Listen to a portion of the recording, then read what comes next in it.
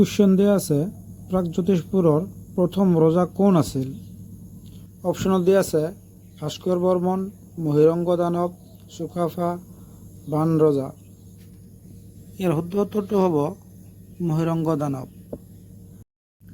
Question দিয়া আছে ৰামায়ণ আৰু মহাভাৰতত উল্লেখিত অসমৰ প্ৰাচীন নাম কি আছিল?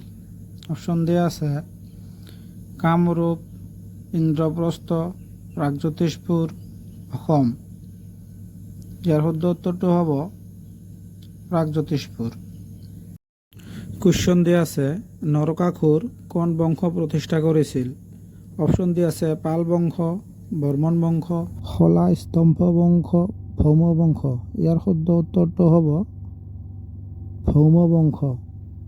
কুৱেশ্যন দিয়া আছে ঘটকাসুৰক কোনে হত্যা কৰিছিল? অপশ্যন দিয়া আছে নৰকাসুৰ, বাণ ৰজা, মহিৰংগ দানৱ, ভাস্কৰ বৰ্মন। ইয়াৰ শুদ্ধ উত্তৰটো হ'ব নৰকাসুৰ। কোন ৰজাই প্ৰাগজ্যোতিষপুৰত হিন্দু ধৰ্ম প্ৰতিষ্ঠা কৰিছিল? অপশ্যন দিয়া আছে নৰকাসুৰ, শ্ৰীকৃষ্ণ, ভগদত্ত, বাণাসুৰ। ইয়াৰ শুদ্ধ উত্তৰটো হ'ব নৰকাসুৰ। কোন ৰজাই কামৰূপৰ কুৰুক্ষেত্ৰৰ যুদ্ধত অংশ লৈছিল? অপশ্যন দিয়া আছে নৰকাসুৰ, ভগদত্ত, ভাস্কৰ বৰ্মন, বজ্ৰদত্ত। ইয়াৰ শুদ্ধ উত্তৰটো হ'ব ভগদত্ত। ৰুক্মিণী কাৰ কন্যা আছিল? অপশ্যন দিয়া আছে মাৰিচি, নৰকাসুৰ, ভগদত্ত, ভীষ্মক। শুদ্ধ উত্তৰটো হ'ব ভীষ্মক। নেক্সট, শোণিতপুৰ কোন ৰজাৰ ৰাজধানী আছিল? অপশ্যনত দিয়া আছে নৰকাসুৰ, বাণ ৰজা, মহিৰংগ দানৱ, ভাস্কৰ বৰ্মন। ইয়াৰ শুদ্ধ উত্তৰটো হ'ব বাণ ৰজা।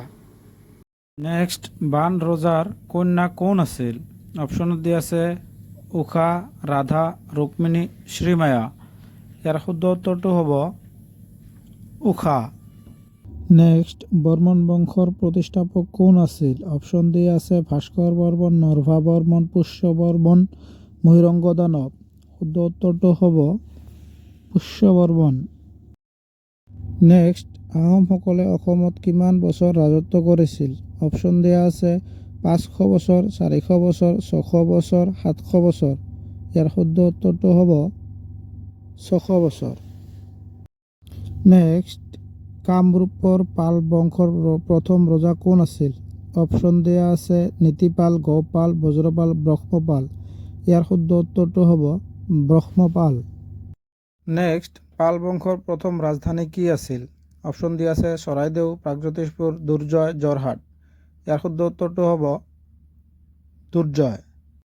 নেক্সট, আহোমৰ বিবাহ পদ্ধতিক কি বুলি কোৱা হৈছিল?